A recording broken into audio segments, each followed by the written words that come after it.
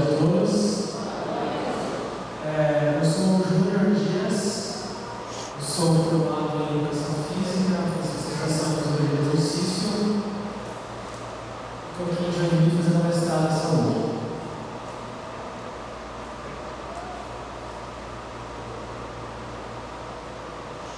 Bom, então, conversando com a Larissa, ela definiu que o processo para cá tem uma doação de órgãos, de sangue e alguns aspectos ligados à religião médica.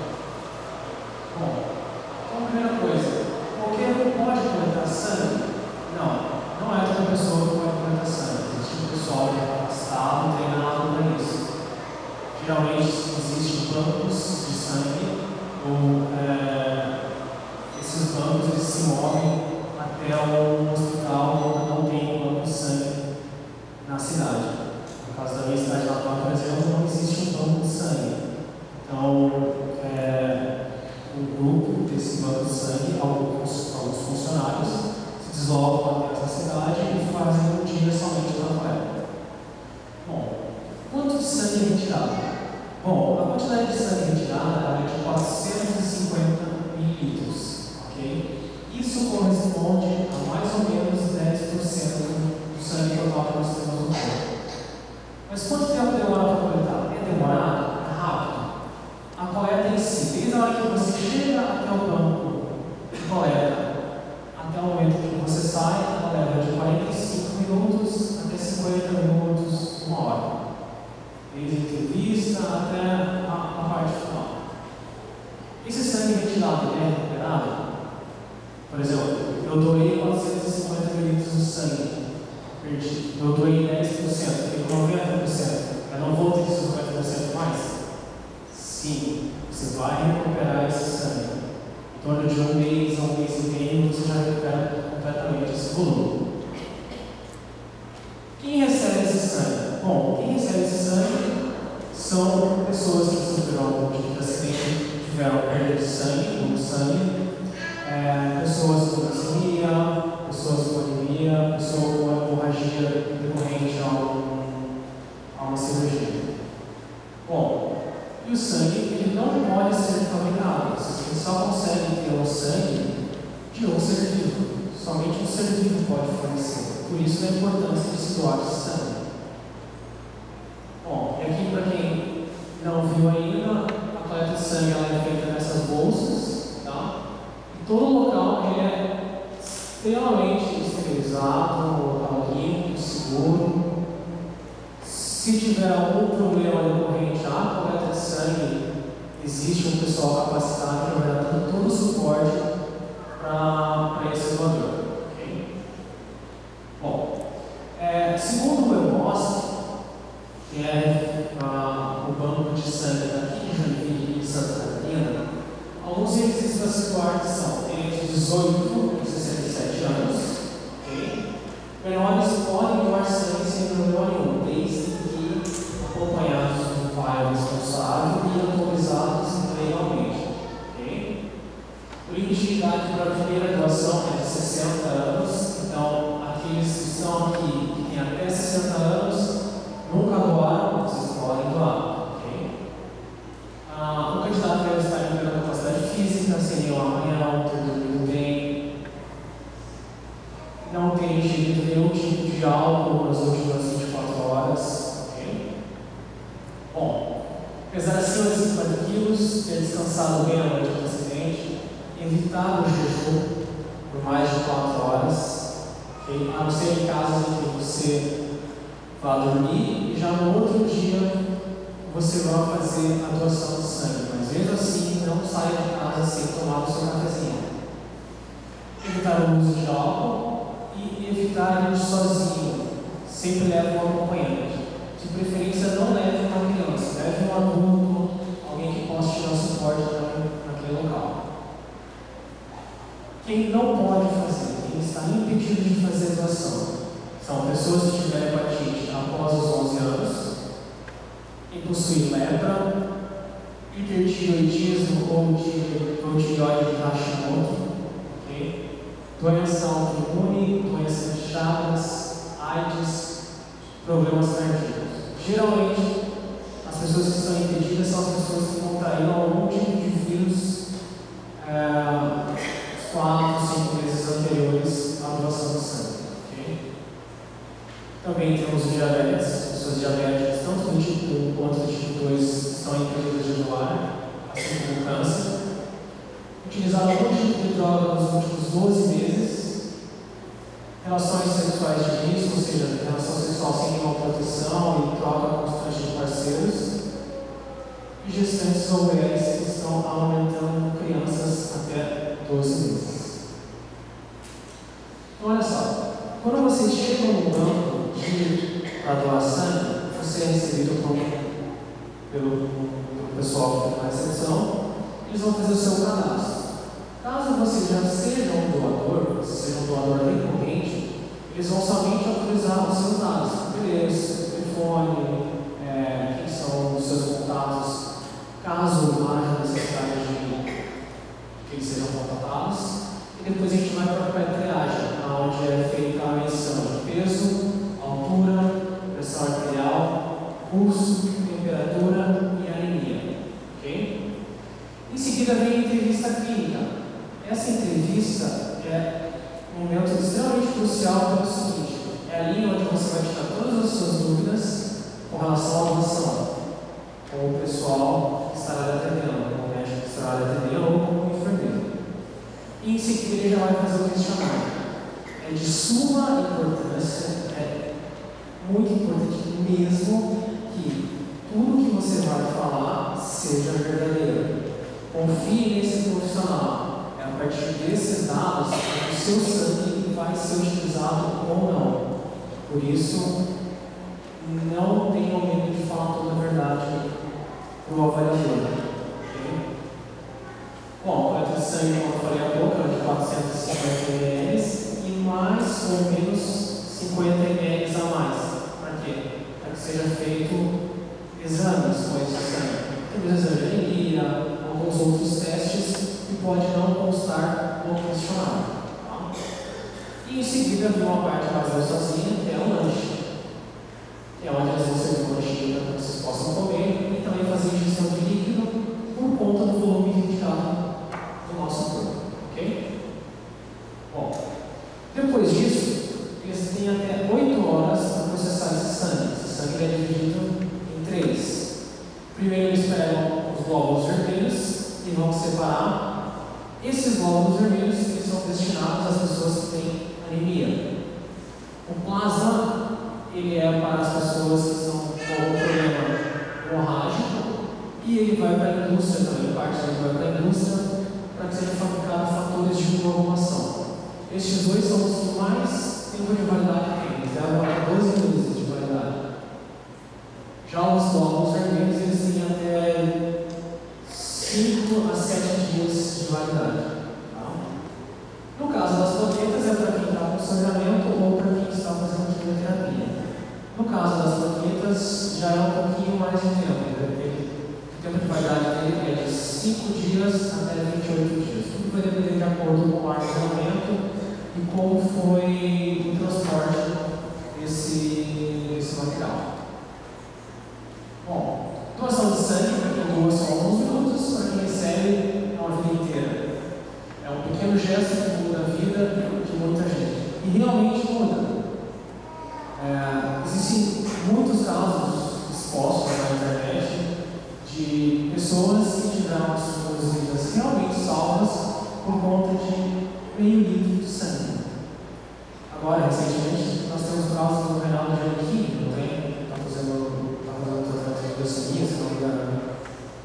Ele é uma pessoa que tem que receber transfusão de sangue o tempo todo. Doação de órgãos. Bom, existem.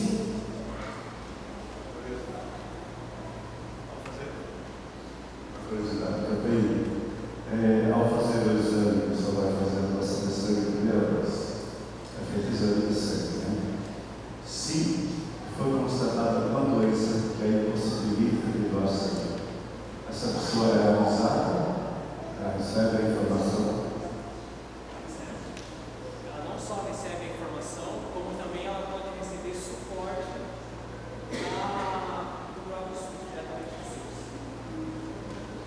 Desculpa, se vocês tiverem alguma pergunta, vocês podem me parar e perguntar, ok? Não sintam-se envergonhados. Exatamente por isso dá aqueles 50 ml a mais de sangue para as amostras para exame. Para que, caso alguma coisa tenha passado no questionário, nessa pré-avaliação, já seja feito o exame.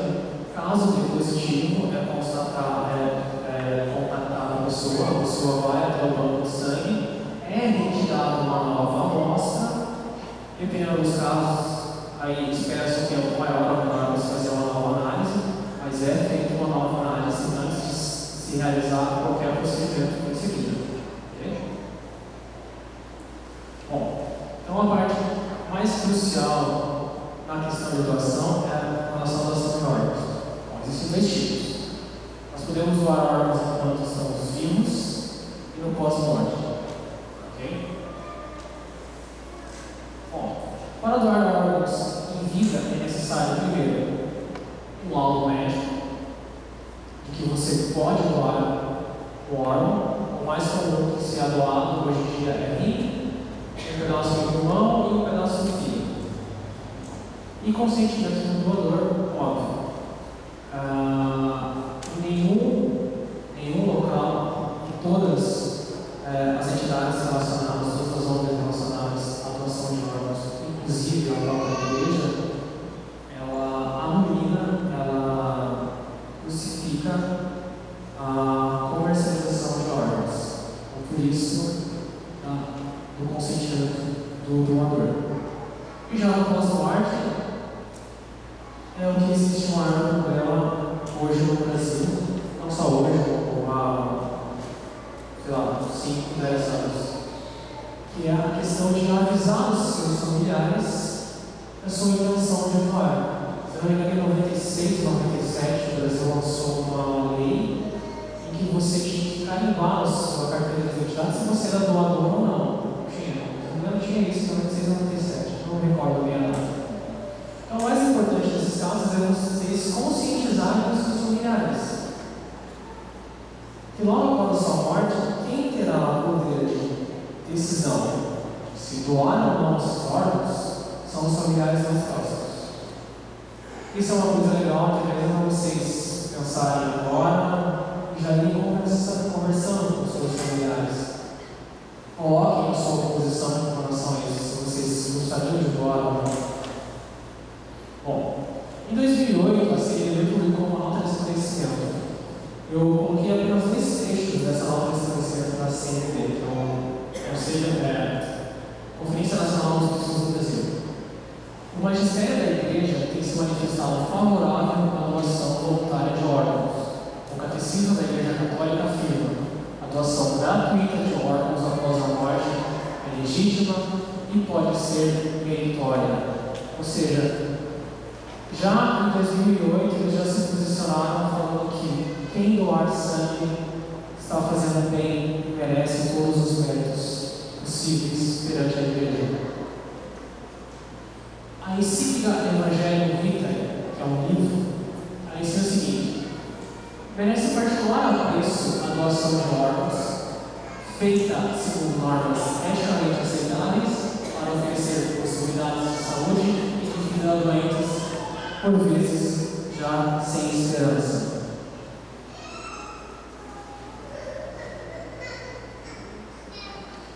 E ainda nesse mesmo texto, o Papa João Paulo II, por ocasião do 18º Congresso Internacional sobre Transplantes de Órgãos, dizia: a doação de órgãos é uma decisão livre de oferecer sem recompensa uma parte do corpo em benefício da saúde e do bem-estar de outra pessoa.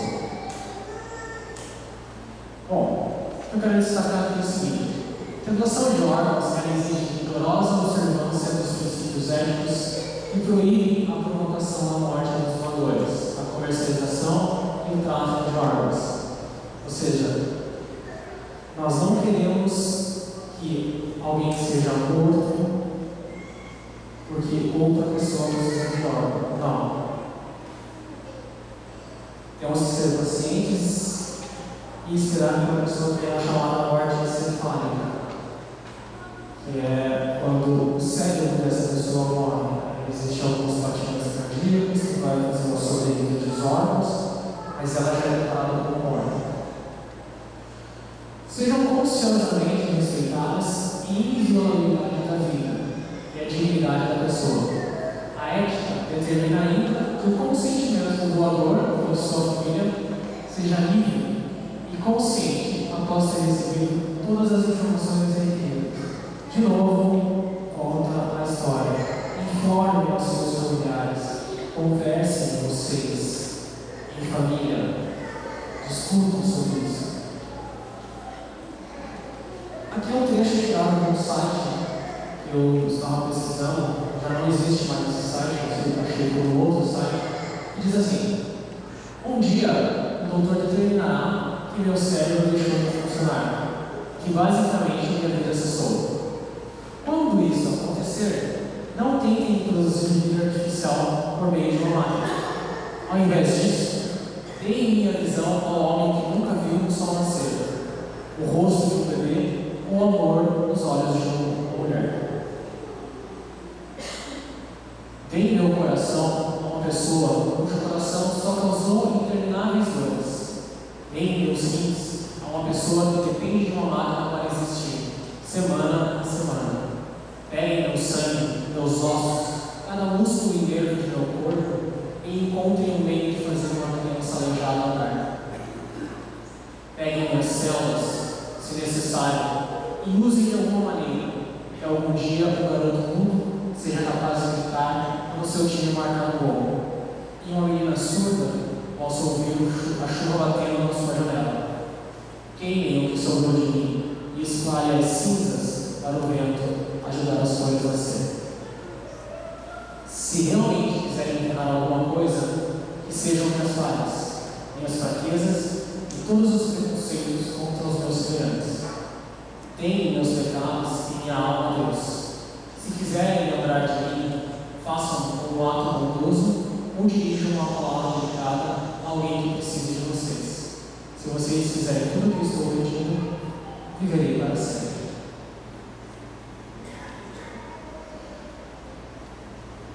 A questão de dificuldades nos dias atuais é a recusa de doação dos órgãos por conta dos familiares, mesmo sendo vontade do doador.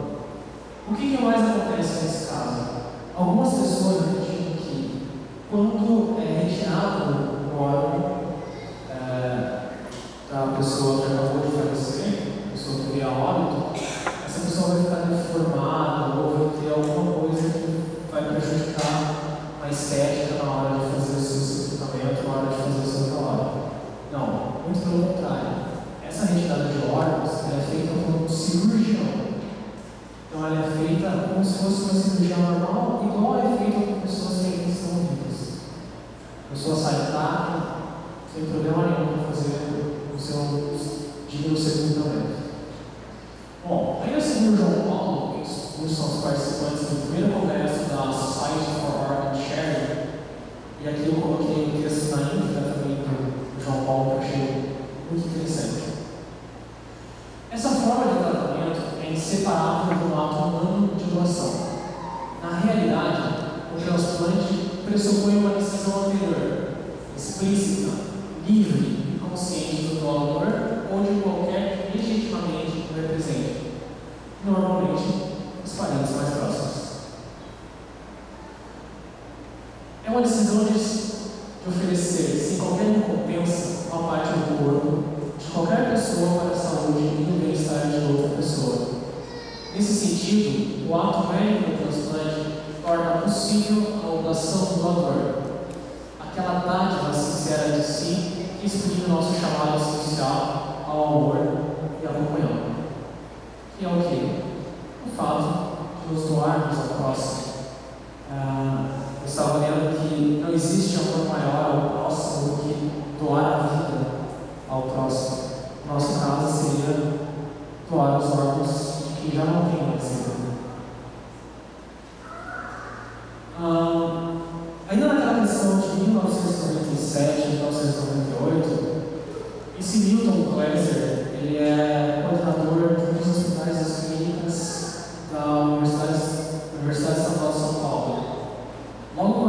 segundo essa lei, todo doador deveria colocar na sua identidade se gostaria ou não que doasse, ele respondeu assim: essas pessoas que não querem doar órgãos deveriam ser identificadas como não receptoras. Ou seja, aquelas que não querem doar órgãos, elas deveriam ser identificadas para não receber órgão de ninguém também. Eu tive isso como conselho de minha mãe. Antes de a gente dar, antes de recebermos alguma coisa, nós temos que dar alguma coisa.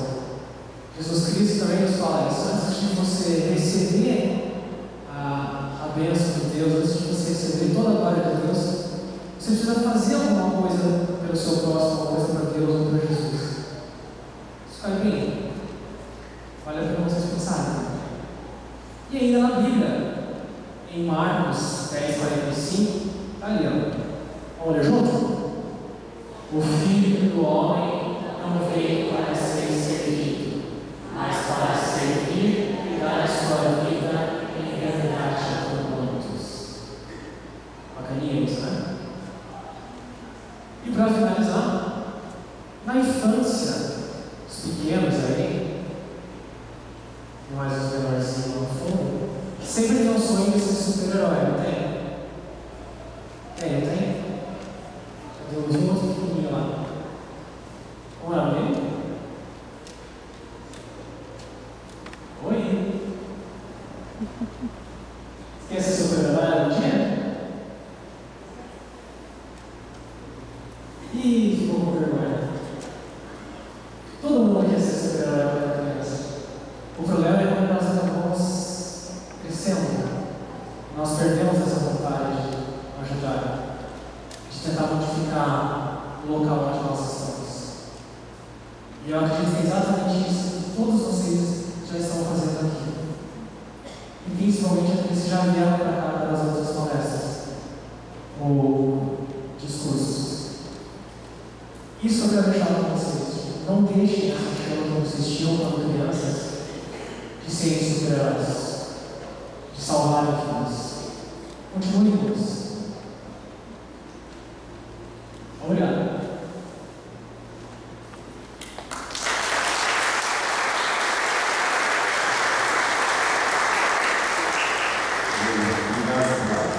Pela explicação. Finalmente, comentário, uma pequena mudança de pausa aqui. E pela clareza desse nosso assunto, né? Sempre nos enriquece muito.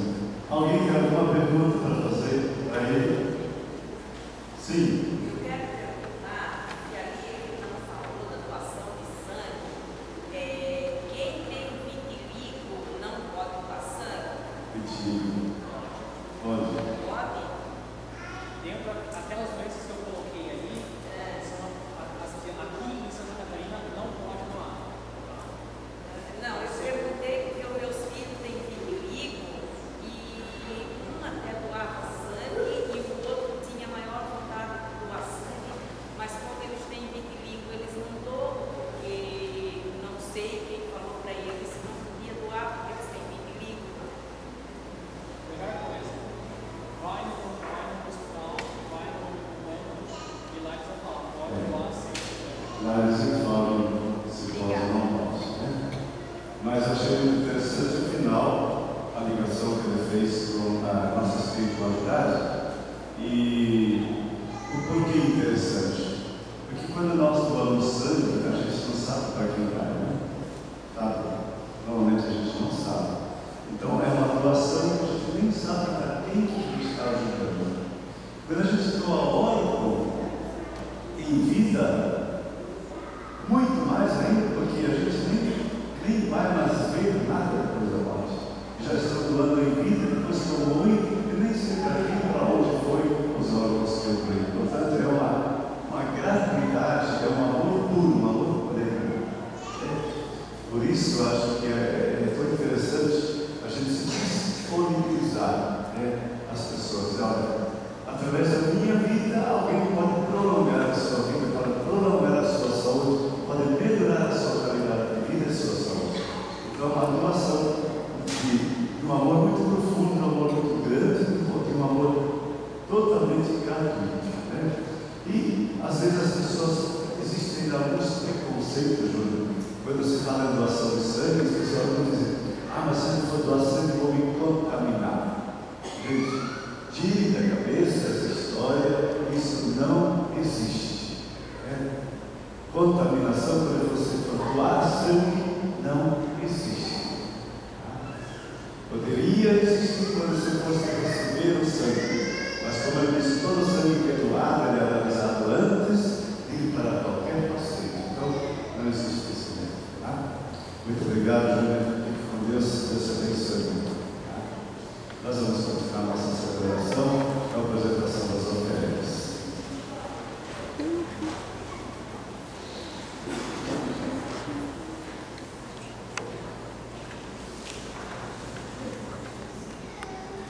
Depois. Agora chega.